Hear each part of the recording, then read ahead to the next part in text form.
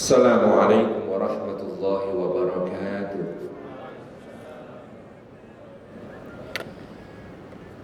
Alhamdulillahi haqqa hamdi. Alhamdulillahi hamdan katsiran tayyiban mubarakan fi. Nahmaduhu wa nasta'inuhu wa nastaghfiruhu wa nastahdihi wa natubu ilaih. Wa la na'budu illa iyyahu wa natawakkalu alaih. Allahumma fasalli wa sallim wa barik ala sayyidina wa habibina wa syafi'ina wa maulana Muhammad wa ala alihi wa ala ashabihi wa dhurriyyatihi wa man sara ala nahjihi wa sanna bi sunnatihi wa ihtada bi hadihi ila yaumi liqa'i rabbih.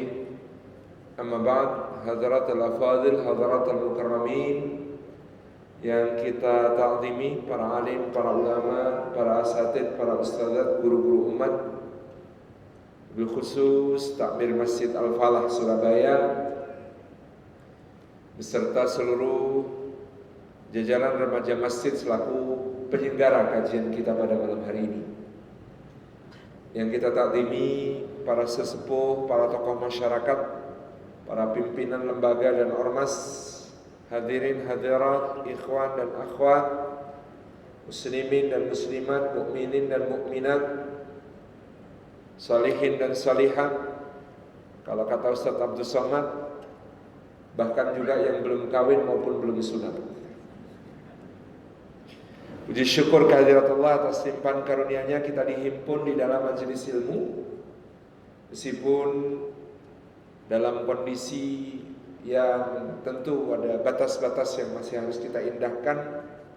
Alhamdulillah kita bisa berjumpa, dan semoga setiap langkah yang kita tempuh ke masjid yang kita cintai ini, tiap tapaknya menggugurkan dosa-dosa kita, meninggikan derajat kita di sisi Allah Subhanahu wa taala, dan menjadi pemudah jalan kita semua menuju ke surga. Serta duduk kita di rumah Allah yang mulia ini, mudah-mudahan termasuk taman di antara taman-taman surga, tempat Allah mencurah-curahkan rahmat-Nya, menaungkan sayap-sayap malaikatnya, menurunkan sakinah ke dalam hati kita, dan menyebut-nyebut nama kita semua dengan bangga pada makhluk-makhluk mulia yang ada di sisinya. Hadirin dan hadirat yang dimuliakan oleh Allah Subhanahu wa taala, di kesempatan malam hari ini kita melanjutkan bahasan pada beberapa waktu yang lalu, di mana kita sudah membahas berangkatnya Nabi sallallahu alaihi wasallam menuju ke Tabuk, yang pada saat itu disebut sebagai sa'atul usrah, saat-saat yang sulit, dan pasukannya juga disebut sebagai jaisul usrah, pasukan yang ada dalam kesulitan. Di tengah kondisi ancaman paceklik yang panjang, musim panas yang memuncak, dan cuaca yang sangat berat untuk ditanggungkan, maka para sahabat mengikuti Nabi SAW berangkat menuju ke Tabuk untuk mencegah, menghadang invasi yang direncanakan Kekaisaran Bizantium, Kekaisaran Romawi Timur, kepada Jazirah Arab, yang mereka memiliki tujuan utama untuk melenyapkan ancaman yang berasal dari Al-Madinatul Munawwarah, kota Nabi sallallahu alaihi wasallam. Di saat-saat yang berat itu, di saat-saat yang sulit itu, orang-orang munafik mengatakan kepada mereka, orang-orang beriman, bukankah di luar sana musim panasnya sangat menyengat? Maka orang-orang beriman mengatakan, an-naru asyaddu harra, sesungguhnya neraka jauh lebih panas daripada apa yang akan kita hadapi di dalam perjalanan ini. Dan disinilah Allah Subhanahu wa taala memilah antara orang-orang yang beriman yang mau mengikuti Rasulullah sallallahu alaihi wasallam dalam masa-masa yang sulit tersebut dengan orang-orang munafikin yang kemudian mengajukan berbagai macam udzur kepada Nabi sallallahu alaihi wasallam untuk tidak mengikuti beliau menuju ke Tabuk. Berbagai alasan yang mereka kemukakan diungkap oleh Allah Subhanahu wa taala di akhir surat At-Taubah. Dan pada saat itu betapa sedihnya orang-orang beriman yang memenuhi seruan Nabi sallallahu alaihi wasallam, tetapi mereka tidak memiliki kendaraan, tidak pula memiliki perbekalan, dan tidak pula memiliki nafkah yang akan mereka tinggalkan untuk keluarganya. Ketika Nabi sallallahu alaihi wasallam mengatakan kepada mereka, aku tidak memiliki apapun untuk bisa membawa kalian, mengangkut kalian, maka mereka pun pulang ke rumahnya dengan berlinang air mata, memohon kepada Allah agar mereka termasuk orang-orang yang dapat mengikuti Rasulullah sallallahu alaihi wasallam. Sehingga kemudian Nabi sallallahu alaihi wasallam menggalang dari orang-orang kaya, orang-orang yang mampu, orang-orang yang memiliki kelebihan harta untuk dapat membiayai orang-orang yang tidak mampu membiayai perjalanan mereka, baik kendaraannya, perbekalannya maupun nafkah yang mereka tinggalkan untuk orang yang di rumah. Sehingga tergambar betapa luar biasanya para sahabat mulia seperti Abu Bakar yang menyerahkan seluruh hartanya, seperti Sayyidina Umar yang menyerahkan separuh hartanya, seperti Sayyidina Utsman yang membiayai 3.000 orang dalam kendaraannya, perbekalannya sampai nafkah untuk keluarga yang ditinggalkan. Seperti Abdurrahman bin Auf yang meletakkan di pangkuan Nabi sallallahu alaihi wasallam 40.000 dinar untuk membiayai pasukan yang kesulitan ini dan lain sebagainya. Maka kaum muslimin berjihad dengan jiwa mereka dan juga harta-harta mereka, berlomba-lomba dalam kebaikan, meraih keutamaan di sisi Allah dan Rasulnya sallallahu alaihi wasallam. Perjalanan yang berat mereka tempuh dan mereka akhirnya sampai di Tabuk, di negeri Syam, di perbatasan dengan Kekaisaran Romawi, menyelesaikan misi-misi mereka dan bubarlah koalisi Romawi dengan Ghatafan dan Ghassasinah yang pada saat itu kalau digabungkan kekuatan mereka bisa mencapai 200.000 orang, terdiri dari 100.000 legiun reguler Romawi dan 100.000 orang-orang Nasrani Arab yang dikerahkan oleh Raja Ghassan. Tapi semuanya syok melihat kecepatan Rasulullah SAW bergerak membawa pasukan sebesar itu melintasi gurun pasir di tengah musim panas yang sangat menyengat, dan mereka tiba di perbatasan Romawi di musim panas itu pula, sementara Romawi baru merencanakan untuk memasuki Jazirah Arab pada saat musim dingin. Ini menjadikan pasukan Romawi cepat-cepat ditarik kembali ke Konstantinopel, sementara orang-orang Nasrani Arab pun bubar kembali ke kabilahnya masing-masing untuk melindungi pemukiman-pemukiman mereka karena khawatir kaum muslimin akan datang ke tempat-tempat mereka. Selesailah misi itu dan Nabi SAW mengikat perjanjian dengan berbagai pemimpin Nasrani dan juga orang-orang yang kemudian memilih untuk masuk agama Islam, menerima dinil Islam, meninggalkan kepercayaan lama mereka, yakni agama Kristen, dan yang kemudian memilih untuk tetap beragama Kristen mendapatkan jaminan perlindungan dan kebebasan beragama dari Rasulullah sallallahu alaihi wasallam. ada Yuhana, ada Uqaidir bin Abdul Malik Al-Kindi dan lain sebagainya, pemimpin-pemimpin mereka yang menjumpai Rasulullah sallallahu alaihi wa alihi wasallam pada saat itu. Setelah kira-kira 50 hari misi, disebutkan 15 hari perjalanan berangkat, 15 hari perjalanan pulang, 10 hari berada di negeri Tabuk.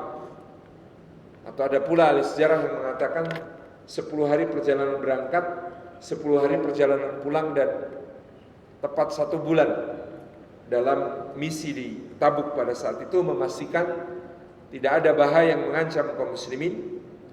Maka Nabi SAW pun pulang kembali ke Madinatul Munawwarah. Disambut beliau dengan gegap gempita oleh Ahlul Madinah.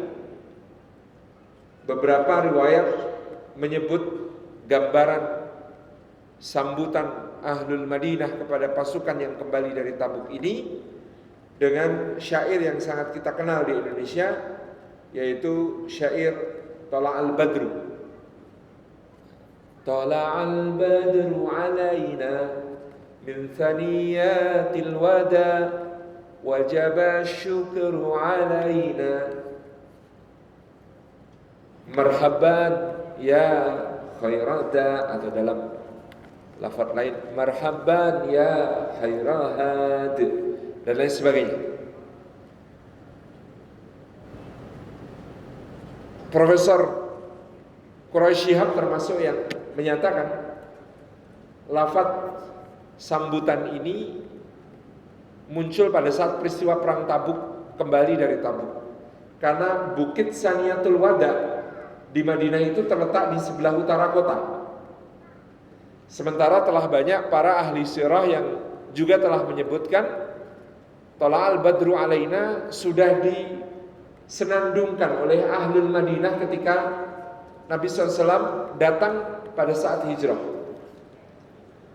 Argumentasinya Profesor Quraisy, ya tadi, karena Saniyatul Wada itu bukitnya di sebelah utara kota Madinah.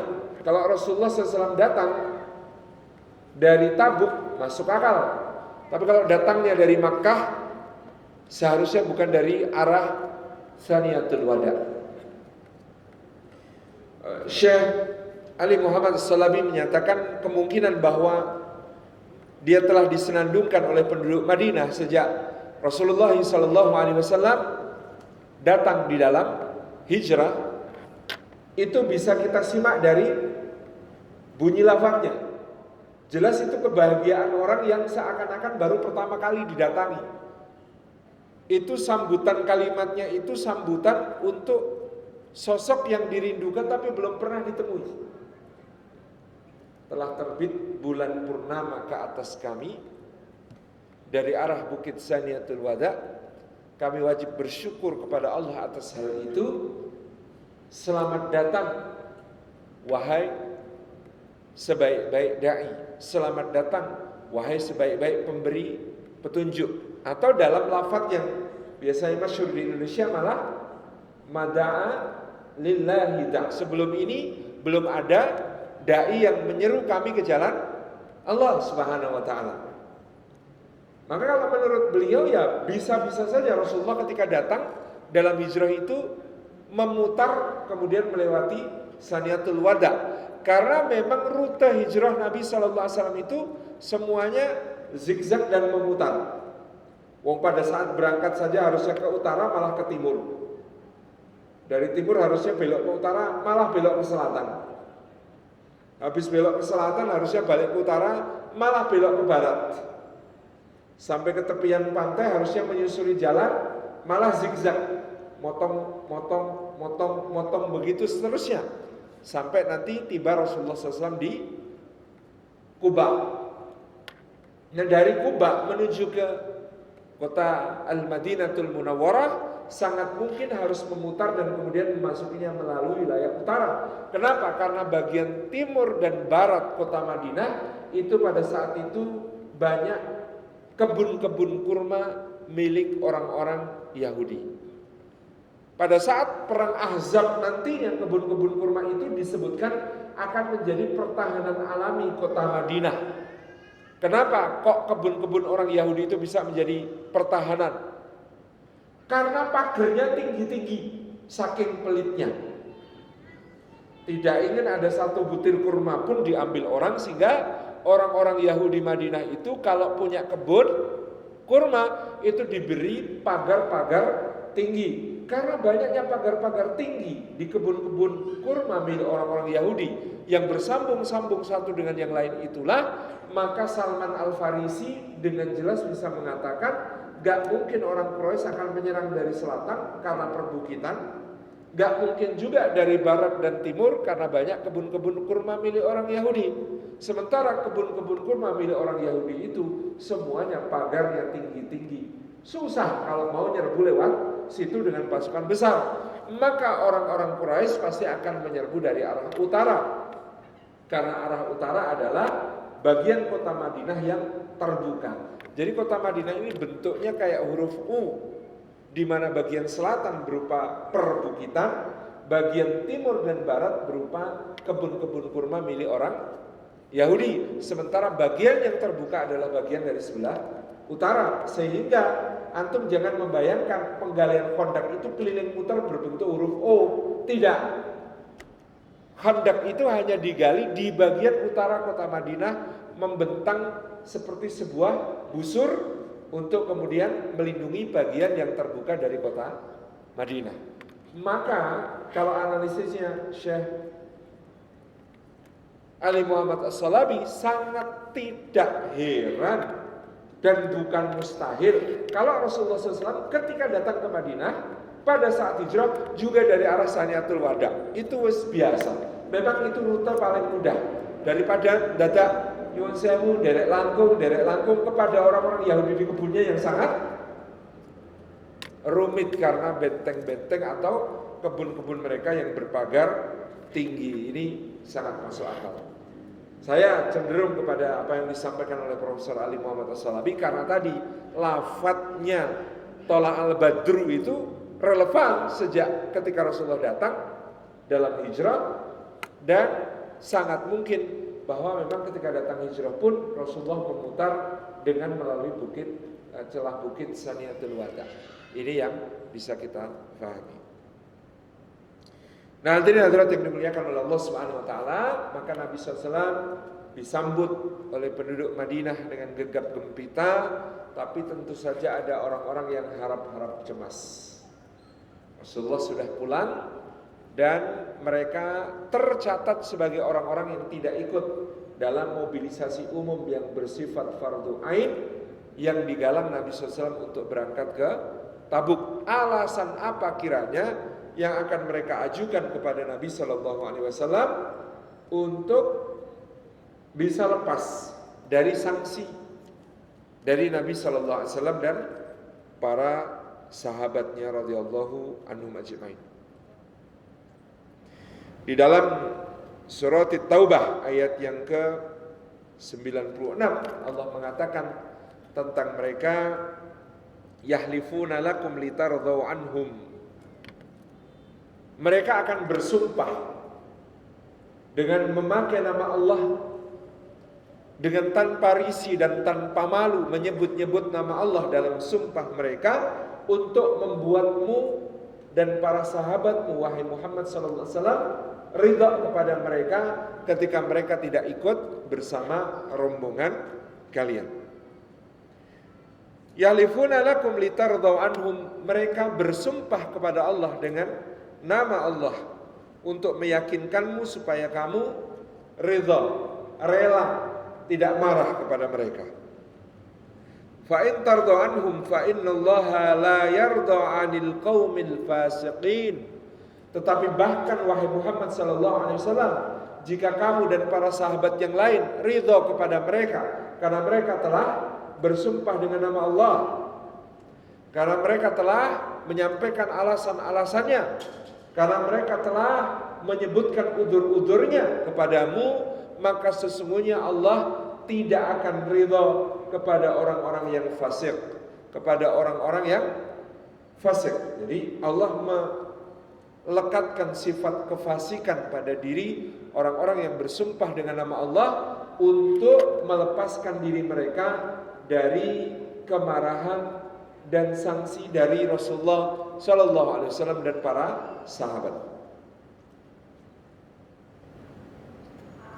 Ini yang Allah Subhanahu Wa Taala sifati tentang mereka. Maka ada sekitar 80 orang di dalam Sirah Ibnu Hisham, riwayat dari Ibnu Ishaq disebutkan ada sekitar 80 orang yang kemudian menghadap Nabi Sallallahu Alaihi Wasallam satu demi satu untuk menyampaikan udurnya dan dengan bersumpah kepada Allah Subhanahu Wa Taala. Karena Nabi Sallallahu Alaihi Wasallam berprinsip nahkumu bidzawahir. Ini prinsip pokok di dalam hukum Islam. Salah satunya adalah nahkumu bidzawahir. Kita berhukum dengan apa-apa yang tampak. Kita menghukumi itu dengan apa-apa yang tampak, dengan yang zahir, yang terlihat. Tidak boleh menghukumi apa-apa yang bersifat batin, apa-apa yang ada di dalam hati. Itulah kenapa Nabi Shallallahu Alaihi Wasallam marah kepada Usamah bin Zaid yang ketika di dalam satu peperangan ada orang yang sudah terdesak kemudian mengucapkan syahadat tetapi tetap dibunuh. Ketika Nabi SAW bertanya, kenapa kau bunuh orang itu? Kata Usamah bin Zaid, karena aku tahu dia sedang berpura-pura saja untuk menyelamatkan nyawanya. Nabi SAW menegur dan mengatakan, kenapa kau tidak kau belah dadanya terlebih dahulu dan kamu lihat hatinya untuk kamu ketahui apakah ucapannya dusta atau benar. Demi Allah, wahai Usamah, bukan seperti itu, tetapi kita berhukum dengan apa-apa yang zahir. Kalau sudah syahadat, maka terpelihara darahnya, kehormatannya, nyawanya, hartanya, semuanya dari kita. Jadi ada yang disebut sebagai nahkum bidzawahir. Kita berhukum dengan apa-apa yang tampak. Karena berhukum dengan apa-apa yang tampak itu biasanya yang tampak itu ya yang meringankan sebelum jelas suatu bukti yang nyata, maka dikatakan di dalam fikih Islam lebih baik salah untuk tidak menjatuhkan hukuman daripada salah menjatuhkan hukuman. Daripada klausulnya adalah lebih baik salah dalam bentuk tidak menjatuhkan hukuman daripada salah menjatuhkan hukuman. Ini kaidah penting untuk hakim-hakim ya, untuk yang bertugas dalam soal hukum dalam syariat itu. Hal ini harus diperhatikan betul-betul. Kita berhukum dengan apa-apa yang tampak. Maka sepintas selalu yang namanya syariat Islam itu sangat prosedural dan taat asas. Sehingga kita akan menemukan dalam beberapa kasus, misalnya khalifah sebagai pemilik sah suatu barang bisa kalah di pengadilan oleh orang Yahudi. Karena dia tidak mampu secara prosedural menegakkan klaimnya. Ada baju besi. Seorang Yahudi menyatakan bahwa baju besi itu miliknya. Dan kemudian diambil oleh Sayyidina Ali bin Abi Thalib. Dan Sayyidina Ali sudah jadi khalifah pada saat itu. Hakimnya Hakim Kufah, Shuraih, Al-Qadhi Shuraih.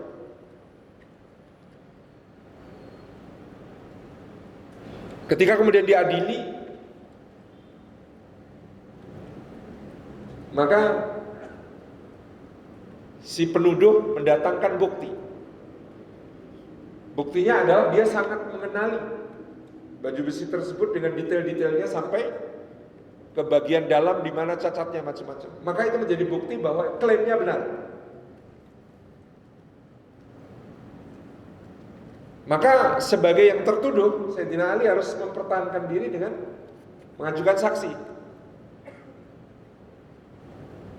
Karena dia juga mengklaim itu adalah miliknya, dia juga harus mengajukan saksi.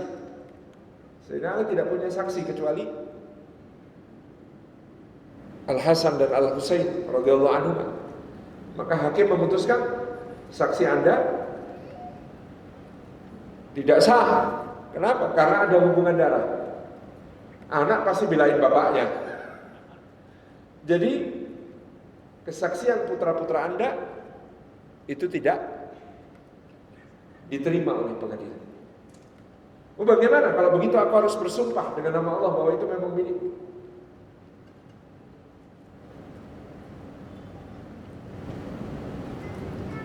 Kata Sayyidina Ali bin Abi Thalib, tidak, sumpah Anda juga tidak bisa diterima oleh pengadilan ini.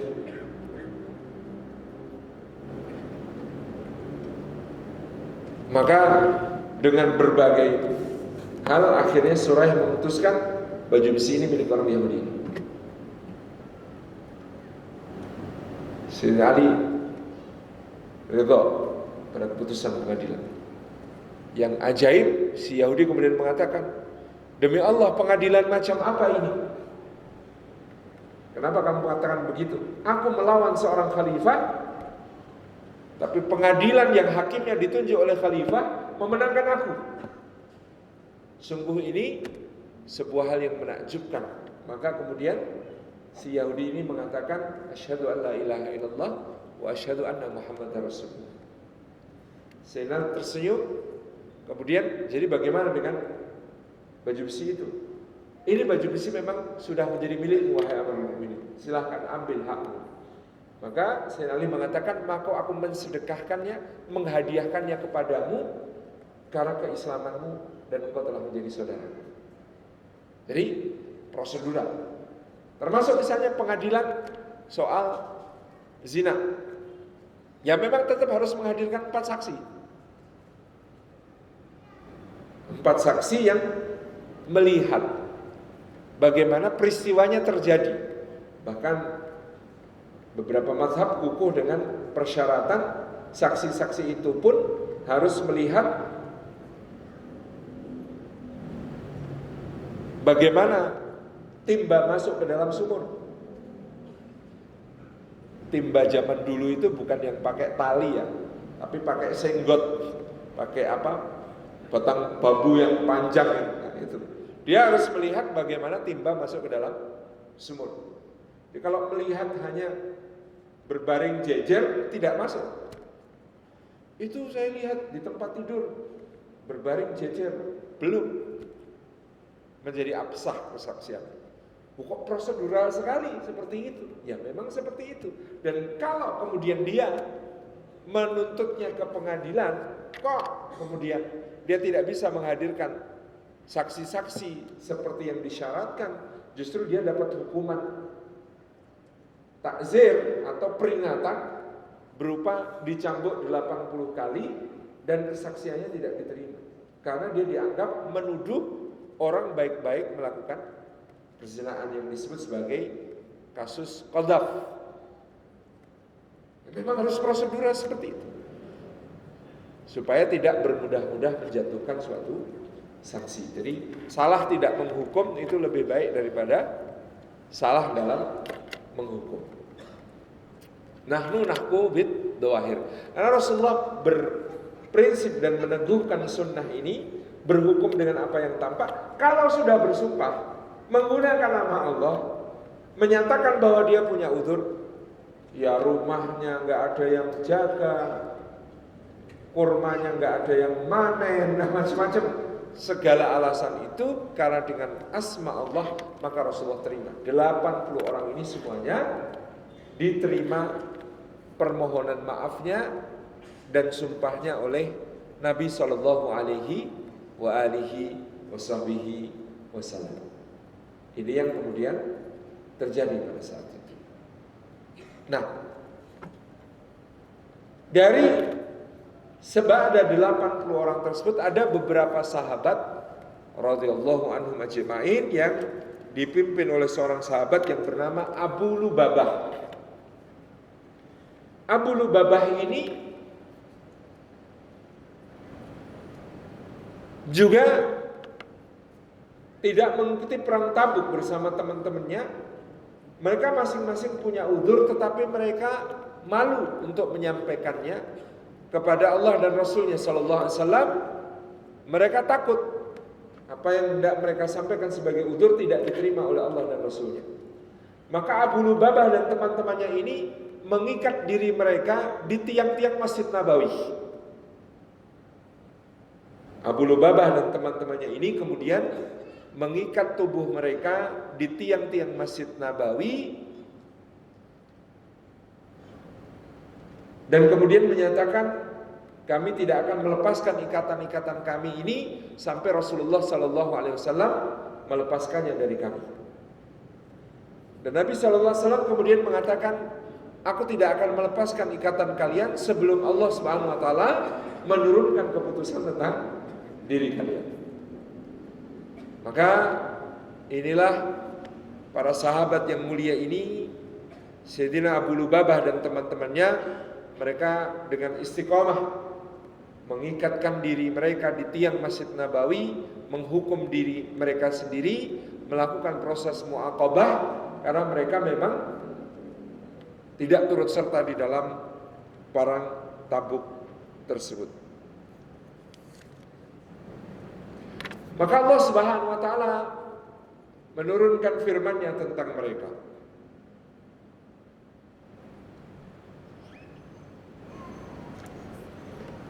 Wa akharuna tarafu bidunubihim wa khalatu amalan salihan wa akhara sayyi'an asallahu ayyatuba alaihim innallaha ghafurur rahim. Dan orang-orang lain yang tidak ikut di dalam ekspedisi perang Tabuk tersebut dari kalangan sahabat-sahabat yang ada di kota Madinah, ya tarafu bidunubihim, mereka mengakui dosa-dosanya. Mereka mengakui dosa-dosanya. Khalatu amalan salihan wa akhara sayyi'an. Mereka telah mencampur adukkan amal-amal salehnya dengan amal-amal buruknya. Mencampur adukan antara ketaatannya dengan kemaksiatannya. Mencampur adukan antara amal baiknya dengan amal buruknya. Asallahu ayyatuba alaihim, maka mudah-mudahan Allah Subhanahu wa taala berkenan menerima taubat mereka. Innallaha ghafurur rahim.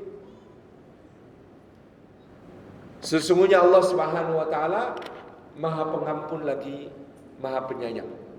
Begitu ayat ini diturunkan, maka Nabi SAW bergegas menemui mereka dan melepaskan ikatan-ikatan mereka, sehingga mereka pun sujud syukur mendapatkan pengampunan dari Allah Subhanahu wa taala. Lalu mereka pun pulang ke rumahnya. Tidak lama kemudian setelah mereka pulang ke rumahnya, mereka datang lagi ke masjid dengan membawa harta-hartanya yang ada di rumahnya. Diserahkanlah harta-harta itu kepada Nabi Sallallahu Alaihi Wasallam dan mereka mengatakan, ya Rasulullah, inilah harta-harta kami, mudah-mudahan bisa menebus kesalahan-kesalahan kami, pergunakanlah ia di jalan Allah. Ini yang dikatakan orang-orang tersebut. Maka Nabi Sallallahu Alaihi Wasallam mengatakan kepada mereka, sungguhnya aku tidak diperintahkan oleh Allah Subhanahu wa taala untuk mengambil harta-harta kalian sama sekali. Lalu Nabi SAW pun pulang ke rumah beliau, sedangkan orang-orang ini sedih karena harta mereka tidak diterima, sehingga mereka tetap berada di masjid berdoa, mudah-mudahan Allah berkenan menerima apa yang mereka infakkan.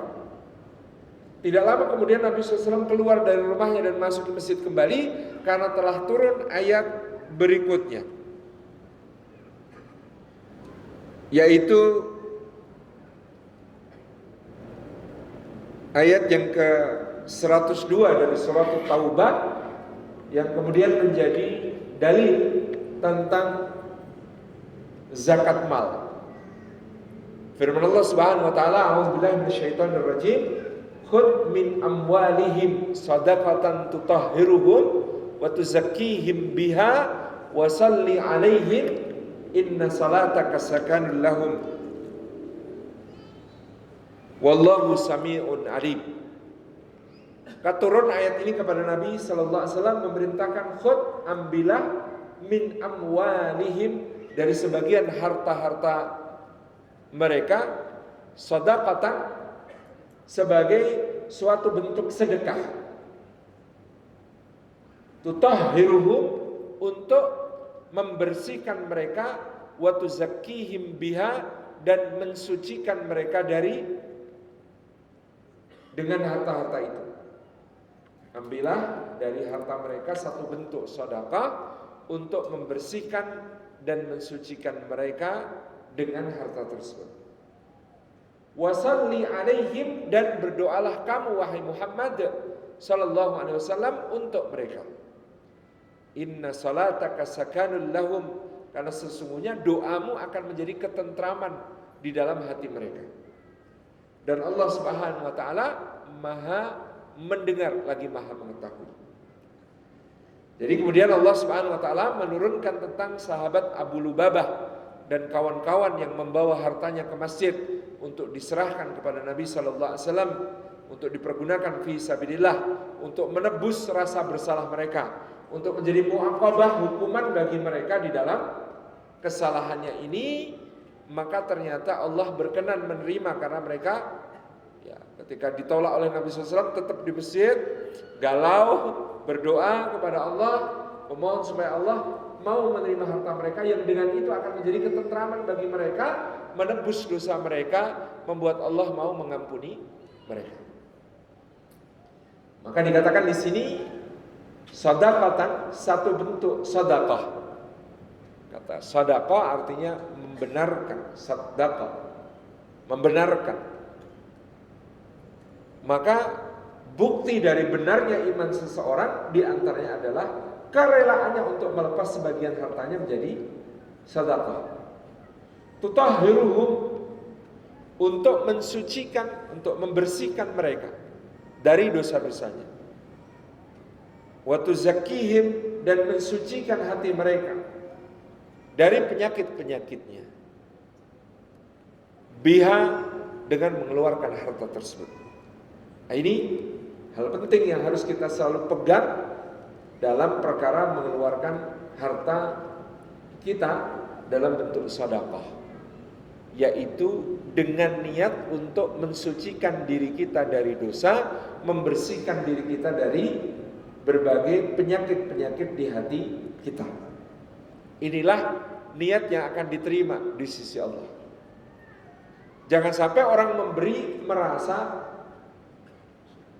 menjadi orang yang lebih mulia, lebih tinggi, lebih hebat, lebih kaya, lebih jaya, lebih sukses dibandingkan yang diberi.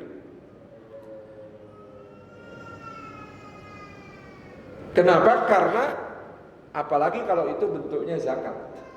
Zakat itu memang bukan hak kita, dia dikeluarkan. Jadi tidak ada hak untuk berbangga-bangga dalam soal mengeluarkan zakat. Juga yang sebentar lagi dalam soal kurban, karena itu memang kewajiban bagi kita. Apa yang perlu dikagumi, diherani, ditakjubi, dipuji, dianggap lebih dari suatu hal yang sebenarnya sudah kewajiban. Jadi perasaan semacam ini yang harus ditepis, karena yang harus ada adalah ketika melepas harta ada keinginan untuk mensucikan diri dari dosa-dosa dan dari penyakit-penyakit hati. Itu yang akan menjadi kebaikan besar.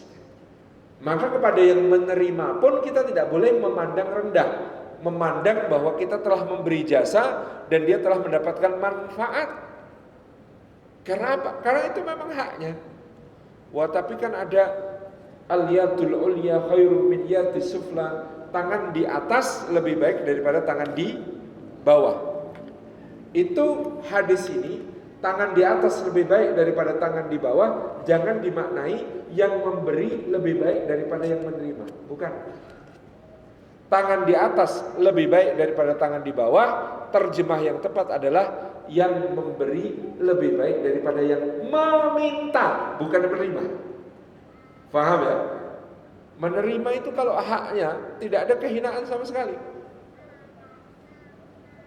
Tapi kalau meminta, apalagi meminta yang bukan haknya, itulah yang rendah, itulah yang hina.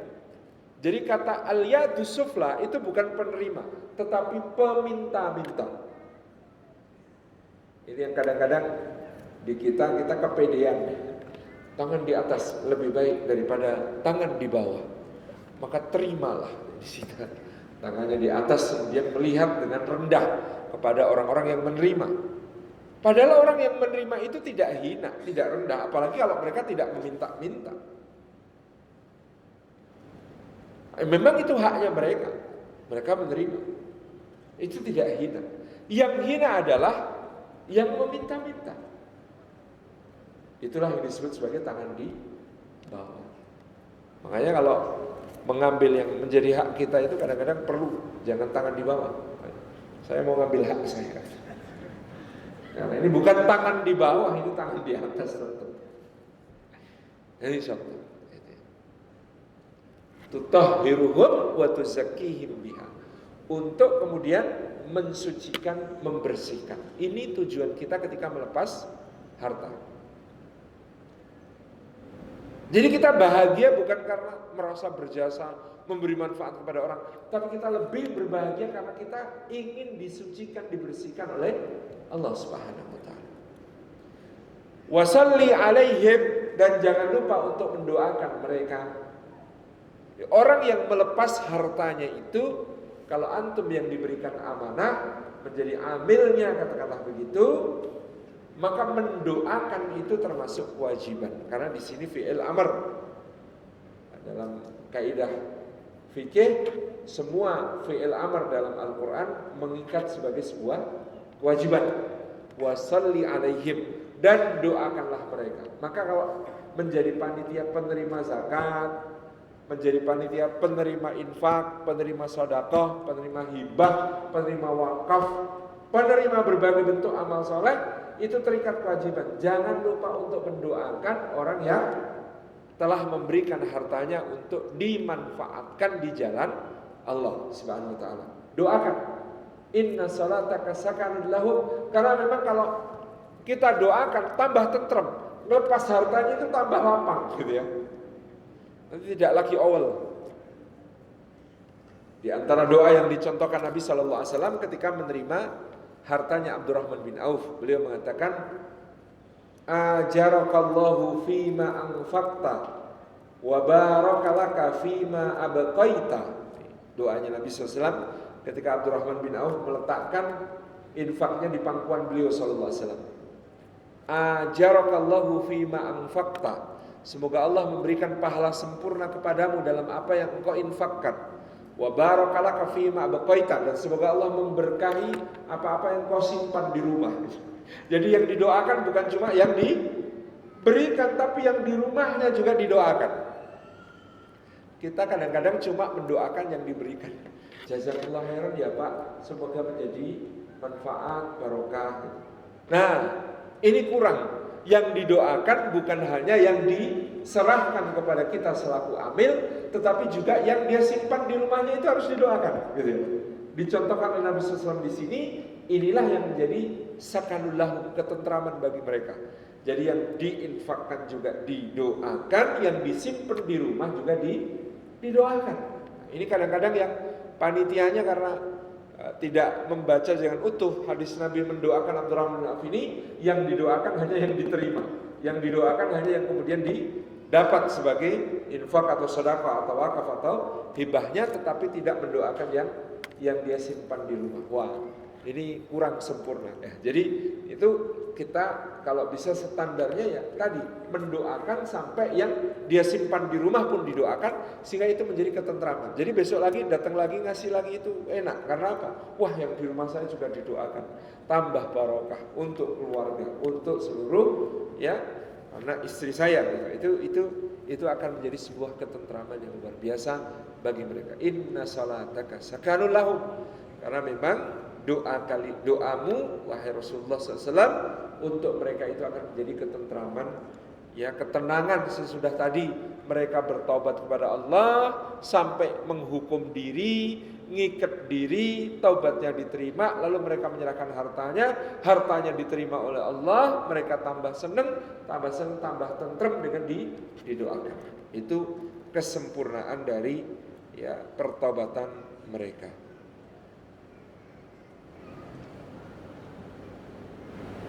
Nah, ini ayat berikutnya benar, ya. Alam ya'lamu annallaha huwa yaqbalu taubata an ibadihi wa ya'khudhu sadaqat wa anna Allaha huwa tawwabur rahim. Apakah mereka tidak tahu bahwa Allah Subhanahu wa taala Dia itu zat yang maha menerima taubat dari hamba-hambanya dan berkenan mengambil dari mereka sedekah. Jadi Allah itu mau dikasih sedekah oleh hamba-hambanya. Dia berkenan untuk menerima sedekah dari hamba-hambanya berupa qardhan hasan, sebagai pinjaman yang baik di sisi Allah, yang Allah akan memberikan pahala yang berlipat dan ganti yang jauh lebih baik daripada apa yang mereka nafkahkan itu. Jadi Allah itu maha menerima taubat dan mau menerima sedekah, pemberian dari orang-orang yang pernah berdosa kepadanya. Jangan sampai orang yang kemudian pernah berdosa kepadanya, ketika dia bertobat lalu kemudian akan mengeluarkan infaknya, sedekahnya itu, kemudian merasa apa pantas saya memberi kepada Allah. Ternyata Allah menerima dari mereka. Dan ini menjadi satu sunnah hasanah, Bapak Ibu yang dirahmati Allah, rekan-rekan sekalian. Di antara penyempurna taubat adalah bersedekah. Kalau kita merasa memiliki satu dosa, kemaksiatan kepada Allah Subhanahu wa taala, kemudian kita beristighfar dan bertaubat mohon ampunan Allah untuk hal tersebut, lengkapi, sempurnakan dengan sedekah. Ya, ketika dilengkapi, disempurnakan dengan sedekah, maka kita akan mengetahui bahwa Allah Subhanahu wa taala maha menerima taubat, tetapi juga sekaligus berkenan menerima sedekah dari hamba-hamba yang pernah berdosa tersebut.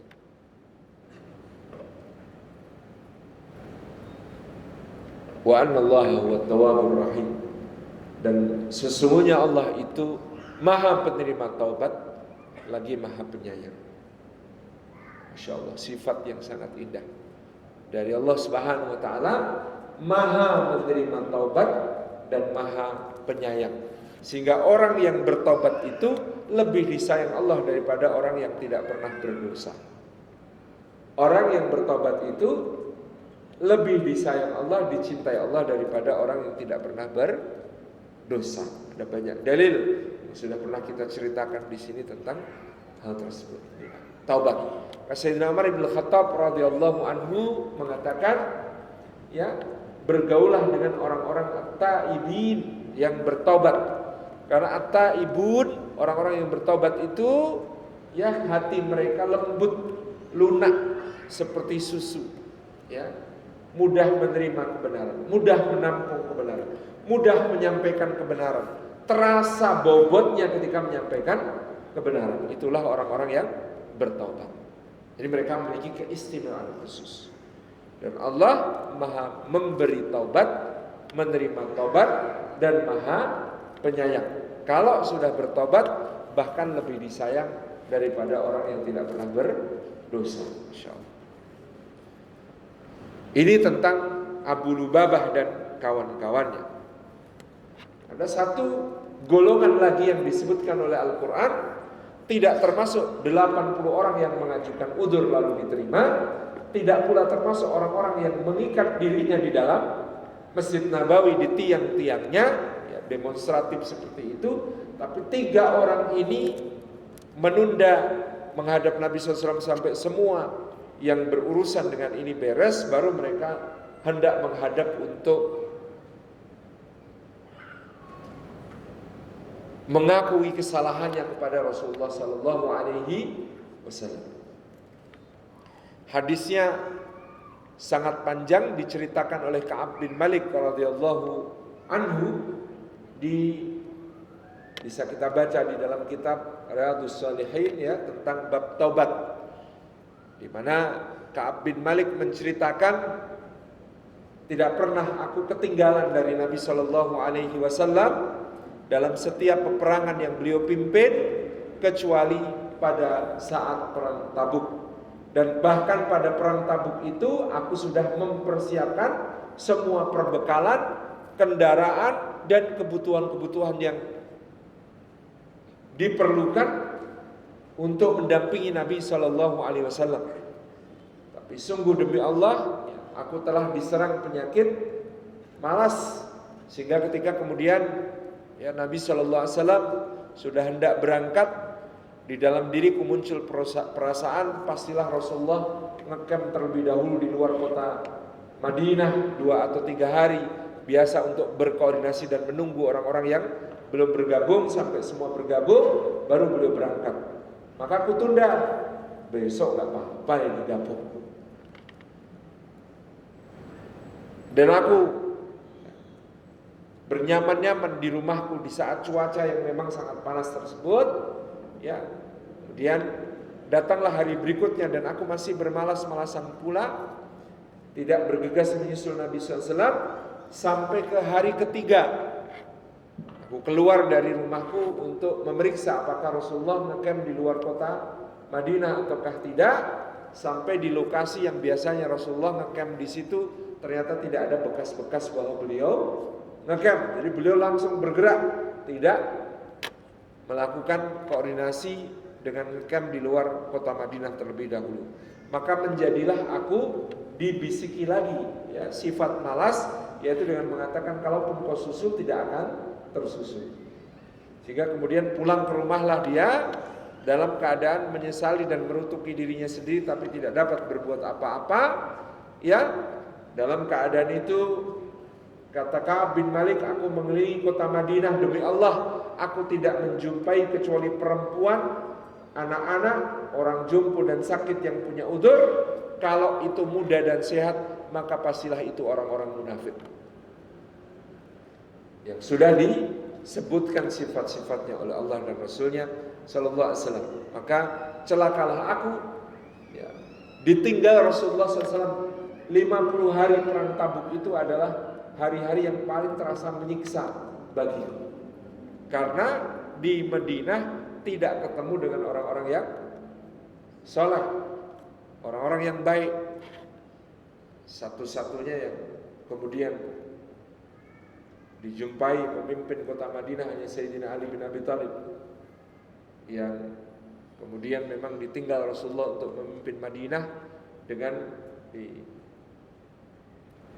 awalnya tentu Sayyidina Ali protes keras, kok sayang, teganya engkau ya Rasulullah, engkau pergi berjihad bersama para lelaki, kau tinggalkan aku bersama anak-anak, perempuan dan para jompo. Coba bayangkan, kadang-kadang tugas itu diberikan untuk menguji seseorang itu memang yang tidak sesuai dengan kesukaannya. Kalau Sayyidina Ali disuruh perang, maju paling depan, tapi untuk menguji loyalitas dan kepemimpinan ditugasi di perkara yang dia nggak senang gitu. Anak kan perang senang, tapi kalau disuruh di Medina nungguin ibu-ibu, simbah-simbah, jompo-jompo, manula-manula yang sakit-sakit, plus orang-orang munafik, mesti orang senang gitu. Mesti itu bukan, wah nggak saya banget gitu ya. Yang saya banget itu kalau Sayyidina Ali di garis depan, di barisan paling depan mimpin perang, itu Sayyidina Ali banget. Tapi disuruh mimpin kota Madinah, itu berat sekali. Ini juga Ustaz-Ustaz itu kalau menghukum santri dipikir dulu, dilihat. Memang santrinya senang push up kok disuruh push up. Bukan jadi hukuman, itu hobi namanya. Kalau dia senangnya push up, jangan dihukum push up. Dihukum suruh nyalin surat Al-Baqarah misalnya. Wah, itu baru hukuman betul.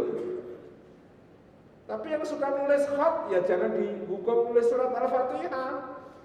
Dia memang senangnya nulis khat gitu. Yang senangnya nulis khat ya dihukumnya untuk misalnya tadi push up gitu. Nah, itu memang senangnya ngapal ke Quran ya kok dihukumnya menghafalkan ayat. Era masuk. Itu bukan hukuman, itu hobi namanya. Ini nguji loyalitas seperti itu. Yang ditemui Ka'ab bin Malik seperti itu. Berat sekali. Maka ketika Nabi SAW kembali, Ka'ab bin Malik sempat kepikir, lah iya, saya ini orang yang kalau ngomong semua orang percaya. Saya membual apapun, kata Ka'ab bin Malik, maka hujah saya, argumentasi saya, alasan saya itu pasti diterima orang. Saya pasti bisa meyakinkan siapapun kalau saya sudah ngomong, itu orangnya pasti percaya kepada saya. Ini kalau jadi marketing cepat closing gitu. Ka'ab bin Malik memang punya keterampilan itu. Nah, ngomong itu meyakinkan. Kalau bicara itu sangat meyakinkan. Tapi Ka'ab bin Malik merasa sia-sia kalau saya sudah bikin alasan yang sangat meyakinkan dan Rasulullah percaya, tapi ternyata Allah tidak menerima hal itu. Lalu Allah menurunkan ayatnya membongkar kedustaan saya, habis saya.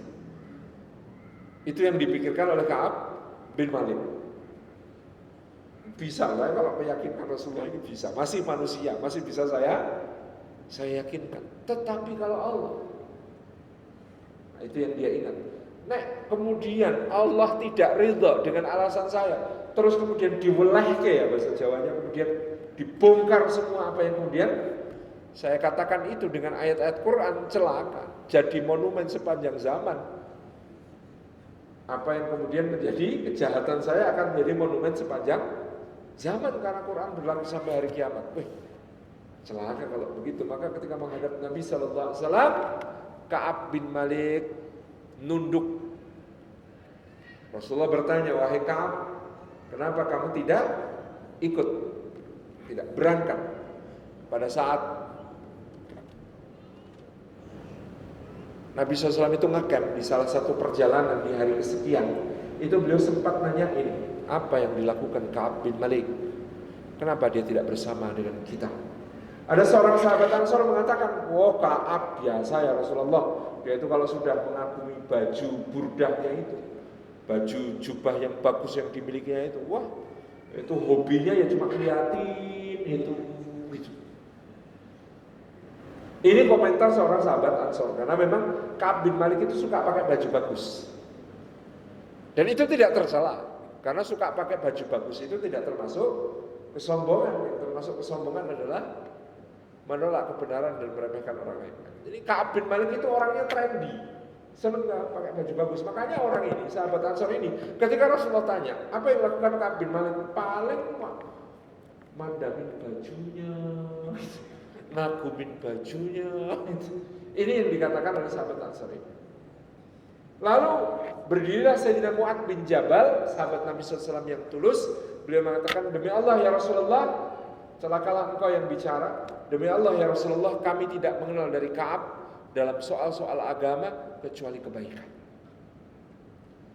Kalau antum punya kawan antum sedang dijatuhkan orang lain, dan antum tahu betul bahwa dia orang baik, bela. Jangan diam. Ini kehormatan orang mukmin itu haram. Kita tahu benar orang ini, Ka'ab bin Malik itu nggak mungkin seperti itu. Kok ada orang ngomong dia di rumah mandangin baju sampai nggak berangkat bersama Rasulullah SAW. Mu'ad bin Jabal muntab, nggak mungkin. Demi Allah kami tidak mengenal dari Ka'ab bin Malik kecuali kebaikan. Itu menunjukkan pembelaan kepada sesama mukmin, husnudzan kepada sesama mukmin. Itu yang dilakukan Mu'ad bin Jabal. Nah, ini Ka'ab bin Malik, ya Rasulullah, saya tidak punya alasan.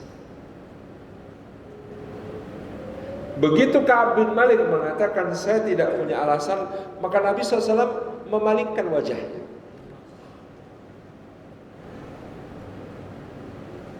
Dan beliau bersabda, pulanglah sampai Allah menetapkan keputusannya untuk. Pulanglah sampai Allah menetapkan keputusannya untuk pulang itu galau lagi. Ka'ab bin Malik sempat galau. Apa saya tak menghadap lagi terus saya sampaikan, enggak gitu ya Rasulullah, sebenarnya saya ada alasan kok. Sempat kepikir. Tapi dia kemudian bertanya kepada orang-orang. Ketika dia ditanya, bagaimana dengan dirimu, kenapa engkau pulang dalam keadaan lemes lesu? Karena Rasulullah berkata kepadaku, pulanglah sampai Allah mendatangkan keputusannya untukmu. Adakah orang yang seperti aku? Adakah orang yang juga oleh Rasulullah disuruh pulang, tunggu keputusan Allah? Maka dijawab, ada dua orang lagi yang sama dengan dirimu. Siapa itu? Hilal bin Umayyah dan Murarah bin Rabi'. Jadi ada trio di sini, Ka'ab bin Malik, Hilal bin Umayyah, Murarah bin Rabi'. Mereka pulang ke rumahnya dan mulai hari itu Rasulullah mengumumkan agar terhadap tiga orang ini dikucilkan. Kalau salam nggak perlu dijawab, kalau menyapa nggak perlu digagas, biarkan, diamkan. Karena menanti keputusan Allah Subhanahu wa taala. Kata Ka'ab bin Malik, Hilal bin Umayyah dan Murarah bin Rabi' hatinya terlalu lembut sehingga mereka tidak melakukan apapun kecuali diam di rumahnya dan nangis sepanjang hari. Jadi Hilal bin Umayyah dan Murarah bin Rabi', kata Ka'ab bin Malik, itu di rumah terus nangis sepanjang hari. Kata Ka'ab bin Malik, kalau saya ya tetap tak tekati, yuk ke masjid, ke pasar, kemana ya kemana. Saya tidak peduli orang-orang tidak menjawab salam saya, orang-orang tidak mau bertegur sapa dengan saya. Ya meskipun lama-lama akhirnya makin nyesek. Karena ketika sholat ke masjid dia ngambil saf terdepan dekat pengimaman. Rasulullah selesai ngimami, dia mengucapkan salam. Rasulullah memalingkan wajah. Dia cari wajah Rasulullah, dia perhatikan apakah bibir Rasulullah bergerak untuk menjawab salamnya. Gak ketemu tanda-tandanya. Makin berat rasanya gitu. Teman-temannya juga begitu, semua kemudian menjauh. Di pasar ketika dia berbelanja, dia berbicara tidak ditanggapi. Sehingga dia akhirnya hanya nunjuk, kemudian menyerahkan uang, dan begitu seterusnya. Sampai suatu hari dia merasa sangat senep di dalam hati, pegel dalam hatinya. Maka dia memanjat pagar tetangganya yang juga sepupunya, yang juga paling disayanginya, ngerti sejak kecil, teman masa kecil sampai dewasa juga satu geng, CS Pol kata orang Jawa. Namanya Abu Qatadah, putra pamanku. Dialah orang yang paling mengerti tentang diriku, dia yang paling mengenal aku dari semua orang Madinah. Aku naik ke pagarnya, kemudian aku berteriak, "Assalamualaikum." Tidak dijawab. Berulang-ulang salam tidak dijawab. Kemudian dia pun berteriak, "Wahai Abu Qatadah, bukankah engkau tahu? Dan engkaulah yang paling tahu bahwa aku ini orang yang mencintai Allah dan Rasulnya." Sampai kain, bersumpahlah kami, demi Allah, aku adalah orang yang mencintai Allah dan Rasulnya. Bukankah engkau mengetahui? Sampai 3 kali Abu Qatadah tetap diam. Dan akhirnya Abu Qatadah mengatakan, Allahu wa rasuluhu a'lam. Allah dan Rasulnya lebih mengetahui hal itu. Lemes Ka'ab bin Malik, seakan merosot dari pagar yang dipanjatnya itu. Coba bayangkan, orang yang paling jenengan percaya, orang yang paling dekat, paling akrab, paling mengerti, pun tidak bisa membenarkan klaimnya bahwa dia adalah orang yang mencintai Allah dan Rasulnya, dan menjawab Allahu wa rasuluhu a'lam. Berat sekali. Berapa lama totalnya Ka'ab bin Malik mengalami masa penghukuman itu? Sama dengan waktu yang digunakan Rasulullah SAW untuk berangkat dan pulang dari Tabuk, 50 hari. Tetapi nggak ada vonisnya. Antum kalau ada vonisnya enak, kamu divonis dikucilkan selama 50 hari. Kan bisa ngitung. Masih 20, 19, kurang 4, kurang 3. Itu kan masih bisa ngitung. Sehingga antum masih punya harapan. Antum masih punya, wah tenang, tinggal 4 hari lagi nanti sudah bebas. Itu karena ada vonisnya. Sementara hukumannya Ka'ab bin Malik tidak ditentukan vonisnya. Dia tidak tahu sampai kapan akan dibegitukan oleh Rasulullah dan para sahabat. Gak tahu. Dikatakan kapan itu gak tahu. Bahkan di hari ke-40 tiba-tiba ada orang datang kepada Ka'ab bin Malik. Wahai Ka'ab bin Malik, terimalah perintah Rasulullah SAW. Hendaklah engkau tidak mendekati sama sekali kepada istrimu. Kaget Ka'ab bin Malik. Jadi bagaimana? Aku ceraikan atau bagaimana? Roto emosi. Kok tidak boleh mendekati istri itu, diceraikan apa gimana? Enggak, cuma tidak boleh mendekati.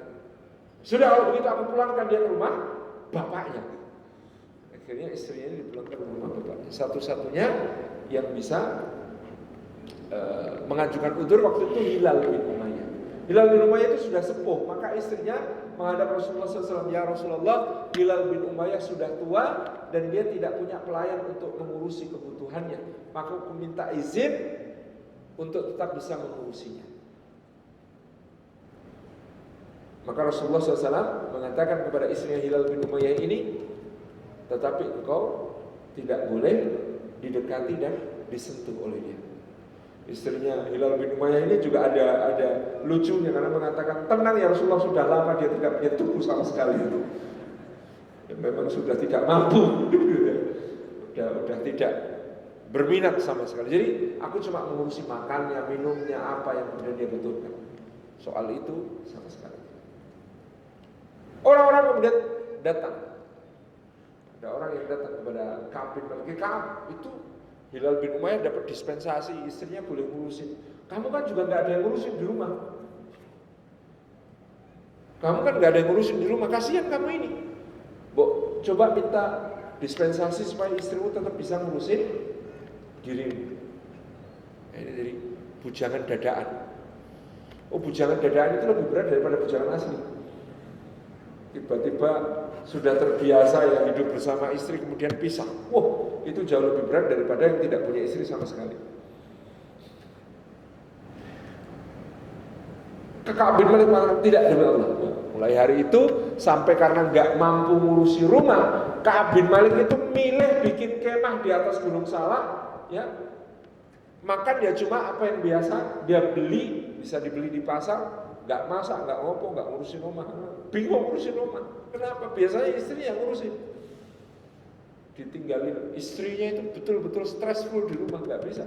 Akhirnya dia naik ke gunung, kemudian bikin kemah di situ. Sampai sebegitu. Nama gunungnya itu Gunung Salak. Ada yang membaca Sila, ada yang membaca Salak. Nah, kalau Gunung Salak tapi bukan yang dekat Bogor. Di Gunung Salak itu dia kemudian berkemah di situ. Nunggu. Dalam masa ketika dia nunggu keputusan Allah Subhanahu wa taala itu, ternyata suatu hari ketika dia sedang belanja di pasar, ada orang-orang yang teriak-teriak, "Mana yang namanya Ka'ab bin Malik? Mana yang namanya Ka'ab bin Malik?" Jadi kemudian ini orangnya orang Nabati. Nabati itu berarti orang Nabatean. Orang Nabatean itu orang Jordania gitu ya. Ada pemukiman Petra dan sebagainya, itu orang-orang Nabatean. Itu disebut dalam hadisnya itu orang-orang Nabati. Orang Nabati ini membawa surat dari Raja Ghassam. Kemudian diberikan kepada Ka'ab bin Malik. Ka'ab bin Malik gak berani buka di pasar. Dia bawa pulang ke perkemahannya. Malam-malam sambil nyalain api unggun dia baca suratnya.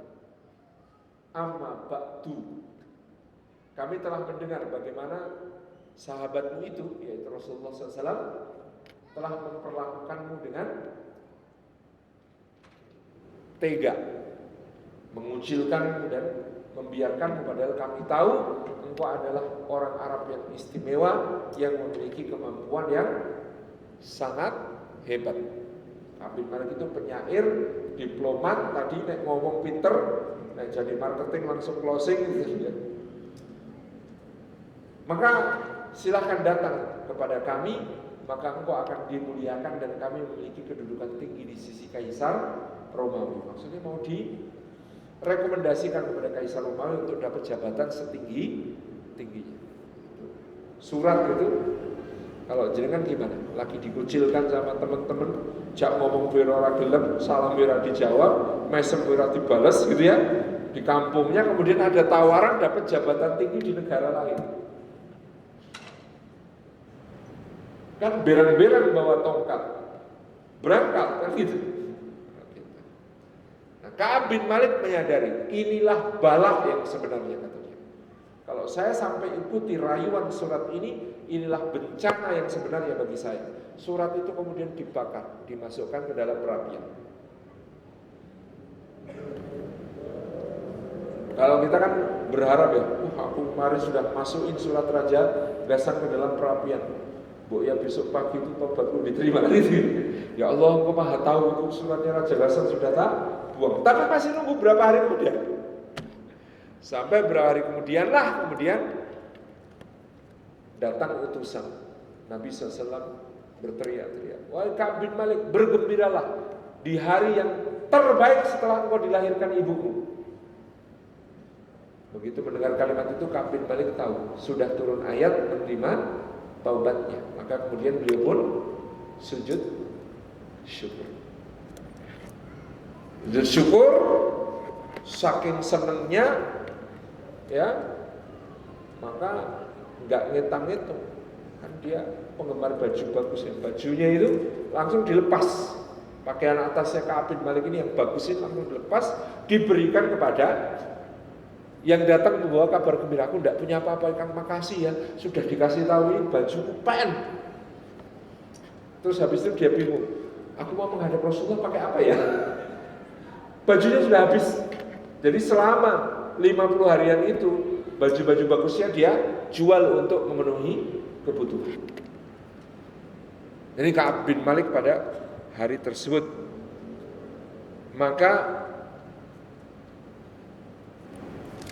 Allah Subhanahu wa taala memberikan gambaran apa yang dirasakan pada saat itu oleh Ka'ab bin Malik ya.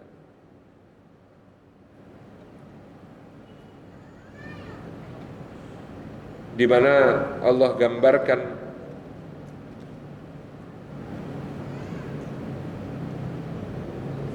di dalam ayat ke-118 dari surat At-Taubah. Wa 'ala salasati alladziina khulifu hatta idza dhaqat 'alaihim al-ard bima rahubat wa dhaqat 'alaihim anfusuhum wa dhannu an la malja'a min Allah illa ilaihi thumma taba 'alaihim liyatubu innallaha huwat tawwabur rahim.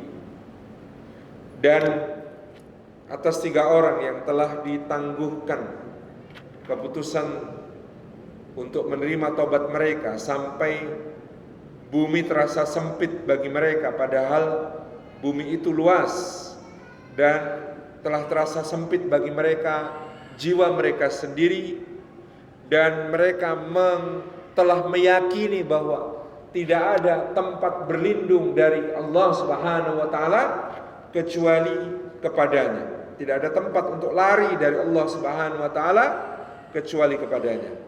Maka Allah pun menerima taubat mereka, dan sesungguhnya Allah itu Maha penerima taubat lagi Maha penyayang. Maka Ka'ab bin Malik bergegas menghadap kepada Nabi SAW dengan memakai baju pinjaman tadi. Kata Ka'ab bin Malik, orang-orang pun menyambutku dan aku tidak akan pernah melupakan Thalhah bin Ubaidillah, karena dialah orang muhajir pertama yang berdiri untuk menyambutku. Yang lain maksudnya muhajirnya ya biasa-biasa wae, tapi ini istimewa. Thalhah bin Ubaidillah langsung menyambutnya dan memeluknya. Kemudian menghadaplah dia kepada Nabi SAW, dan Rasulullah tersenyum berseri-seri mengatakan, wahai Ka'ab, berbahagialah hari yang terbaik setelah engkau dilahirkan oleh ibumu, sejak engkau dilahirkan oleh ibumu. Dan Ka'ab bin Malik bertanya, wahai Rasulullah SAW, apakah ini dari engkau ataukah dari Allah? Maka Nabi SAW menjawab, ini adalah dari Allah. Begitu dijawab ini dari Allah, Ka'ab bin Malik kemudian bersujud syukur lagi kepada Allah Subhanahu wa taala. Inilah yang menjadi kisah yang sangat dramatis di akhir perang Tabuk tentang 3 orang sahabat yang ditangguhkan oleh Allah penerimaan tobatnya. Dari sini kita tahu dalam urusan di dunia ya, untuk orang-orang beriman dan yang disayang oleh Allah dan Rasulnya, supaya kesalahan mereka itu ditebus dan diampuni oleh Allah, urusannya lebih rumit daripada orang-orang yang kemudian dengan gampangnya bersumpah atas nama Allah, dengan gampangnya kemudian mereka mengajukan udzur-udzurnya dan itu diterima oleh Nabi SAW. Tidak diperumit, tidak dipersulit. Tapi untuk orang-orang istimewa, untuk orang-orang yang sangat disayang oleh Rasulullah SAW, justru hukumannya adalah yang paling berat sampai kemudian mereka diterima taubatnya. Demikian yang dapat kita sampaikan. Jazakumullah khairan. Assalamualaikum warahmatullahi wabarakatuh. Bismillahirrahmanirrahim. Terima kasih atas kesempatannya. Yang saya tanyakan Ustaz, yang pertama, nyuwun sewu, mohon maaf. Untuk kisah tentang Abu Lubabah tadi Ustaz, mohon mungkin diterangkan lagi di Ustaz. Saya tadi agak kurang paham atau menangkap apakah kisah Abu Lubabah itu tentang pertaubatannya karena tidak ikut perang Tabuk atau yang mana tadi Ustaz? Kayaknya saya agak kurang paham. Baik, itu yang pertama. Terus kemudian yang kedua, karena kisah Baika ataupun Abu Lubabah tadi itu tidak disampaikan secara detail namanya di Quran gitu ya Ustaz ya. Saya pahami itu kemungkinan akan berulang lagi di antara kita sebagai manusia gitu ya Ustaz. Mungkin hikmah dari itu Ustaz, dari dimana kita menavigasi ya, terutama Ka'ab bin Malik saat menerima tawaran gitu ya, dia udah dikucilkan sama teman-teman, ngerasa mungkin dia ada kekecewaan gitu ya, bahkan sampai orang yang sangat dia temani kocok ketelnya lah, nggak mau ini ya, karena sakit taatnya sama Rasulullah gitu ya. Mungkin gimana kita bisa menavigasi atau meyakinkan diri kalau memang itu jalan yang baik, jalan ini harus ditelan gitu ya, sebagai bentuk pertobatan, dan sambil menunggu sampai kapan itu tadi kemudian bisa benar-benar ya kita ditolong ini terima dan kita bisa kembali beribadah dengan nikmat gitu. Baik. Yang pertama, Abu Lubabah termasuk yang tidak ikut di dalam perang Tabuk. Sebenarnya kalau secara dohir dia punya alasan yang bisa diterima bersama kawan-kawannya. Ada perkara-perkara yang dia urus memang betul-betul sangat melelahkan dan menyibukkan, termasuk riwayat yang menyebutkan Abu Lubabah ini tidak berangkat karena tidak mendapat izin dari majikan, karena dia seorang pekerja. Nah, kalau nggak dapat izin dari majikan karena harus ngurus panen, harus ngurus ini, ngurus itu, macam-macam, ketika itu tentu ya dia tidak berangkat, tetapi hatinya sebenarnya pengen sekali ikut gitu, pengen sekali ikut. Tetapi bahkan dalam keadaan seperti itu pun dia merasa sangat bersalah kepada Rasulullah SAW, sehingga tadi bersama teman-temannya dia mengikat dirinya di tiang mesin. Ini tentang Abu Lubabah. Nah, itu berbeda bobot kesalahannya dengan Ka'ab bin Malik yang tadi sebenarnya tanpa udzur. Ya jane ora apa-apa, tidak ada masalah, tidak ada ikatan, tidak ada apapun, tapi kok tidak berangkat. Itu jadi bobot kesalahannya di sini berbeda. Yang kedua, bagaimana cara kita meyakinkan bahwa suatu jalan yang kita pilih dengan ujian-ujian yang berat yang harus kita lewati sebagai konsekuensi dari kesalahan yang pernah kita lakukan, itu betul-betul harus kita istiqomahi. Nah, ini kuncinya ada di ayat berikutnya, sebada ayat menjelaskan 3 orang tadi, yaitu ya ayyuhalladzina amanu taqullaha wa kunu ma'as shadiqin. Wahai orang-orang yang beriman, bertakwalah kepada Allah dan selalulah bersama orang-orang yang benar. Orang-orang benar ini penting, yang bisa membenarkan kita ketika kita keliru, bukan yang selalu ya membenarkan kita meskipun kita salah. Maksudnya Wah ini pokoknya bener, bukan gitu. Tetapi nggak gitu bro, harusnya begini. Ya itu yang kita harapkan. Dengan kebersamaan dengan orang-orang yang benar. Ketika kemudian kita bercermin di situasi-situasi yang seperti dialami Ka'ab bin Malik dan kawan-kawannya, inilah kita menemukan satu suluh, satu ilham, satu inspirasi untuk tetap teguh istiqomah di jalan yang benar meskipun itu sepi, meskipun itu sendiri, meskipun itu sangat berat. Maka dari itu Quran itu mayoritas berisi kisah-kisah tentang orang-orang yang mendapatkan ujian dari Allah dan mendapatkan nikmat dari Allah. Kalau dipikir di dalam Quran kita nanti ketemu ceritanya Maryam, betapa beratnya ujian yang harus dilewati. Ketemu ceritanya Ibrahim, ketemu ceritanya Yunus, ketemu ceritanya Musa dan lain sebagainya. Ini semuanya insya Allah menjadi penguat kita. Maka salah satu kunci yang utama juga untuk selalu berdekat-dekat dan bertadabbur Quran. Lalu oh ada. Apa isi perjanjian yang Nabi SAW buat dengan pemimpin-pemimpin Nasrani, di antaranya Uqaidir bin Abdul Malik Al-Kindi dan juga Yuhana, pemimpin Duma pada perang Tabuk. Inti isinya adalah mereka dijamin untuk tetap melaksanakan agamanya tanpa dipaksa untuk masuk Islam, tanpa diganggu ibadah-ibadahnya, tetapi mereka bahkan mendapatkan perlindungan dari Nabi SAW yang sebagai kompensasinya mereka membayar apa yang disebut sebagai jizyah. Jizyah adalah satu bentuk tanda kesetiaan untuk mendapatkan perlindungan dari kaum muslimin bagi para ahli kitab. Oh berarti dong ditindas. Untuk diketahui, jizyah itu bahkan lebih ringan daripada zakat.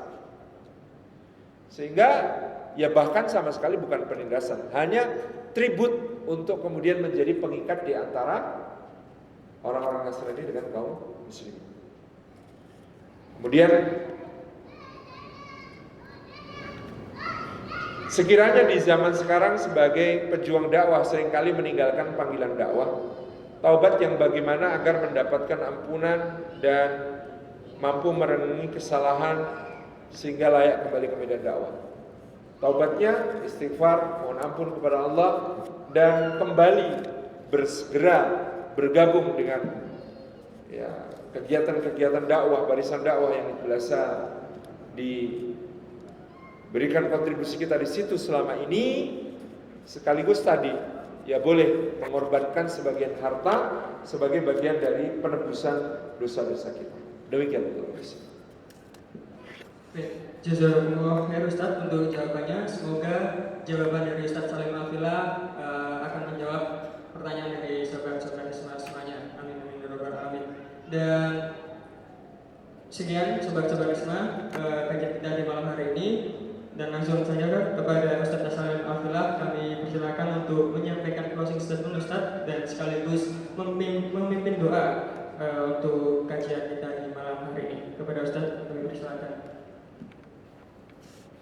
أعوذ بالله من الشيطان الرجيم بسم الله الرحمن الرحيم الحمد لله رب العالمين حمدا شاكرا حمدا نعيما حمدا يوافي نعمه ويكافئ مزيدا يا ربنا لك الحمد كما ينبغي لجلال وجهك وعظيم سلطانك اللهم صل وسلم وبارك على سيدنا وحبيبنا وشفينا ومولانا محمد بن عبد الله وعلى آله وأصحابه ومواله وارض اللهم عن سادتنا أبي بكر وعمر وعثمان وعلي وعن كل صحابة رسول الله أجمعين وارض عنا معهم برحمتك يا أرحم الراحمين اللهم اغفر للمؤمنين والمؤمنات والمسلمين والمسلمات الأحياء منهم والأموات إنك سميع قريب مجيب دعوة يا قاضي الحاجات ربنا اغفر لنا ولإخواننا الذين سبقونا بالإيمان ولا تجعل في قلوبنا غلا للذين آمنوا ربنا إنك رؤوف رحيم ربنا اغفر لنا ولوالدينا وارحمهم كما ربونا صغارا اللهم أعنا على ذكرك وشكرك وحسن عبادتك اللهم أصلح لنا ديننا الذي هو عصمة أمرنا وأصلح لنا دنيانا التي فيها معاشنا وأصلح لنا آخرتنا التي إليها معادنا. اللهم إنا نسألك رضاك والجنة ونعوذ بك من سخطك والنار. اللهم إنا نسألك الهدى والتقى والعفاف والغنى. اللهم إنا نسألك سلامة في الدين وعافية في الجسد وبركة في الرزق وزيادة في العلم وتوبة قبل الموت ورحمة عند الموت ومغفرة بعد الموت. اللهم هون علينا في سكرات الموت والنجاة من النار والعفو عند الحساب. ربنا هب لنا من أزواجنا وذريتنا قرة أعين واجعلنا للمتقين إماما. ربنا آتنا في الدنيا حسنة وفي الآخرة حسنة وقنا عذاب النار وادخلنا الجنة مع الأبرار يا عزيز يا غفار يا رب العالمين. سبحان ربنا رب العزة عما يصفون وسلام على المرسلين والحمد لله رب العالمين.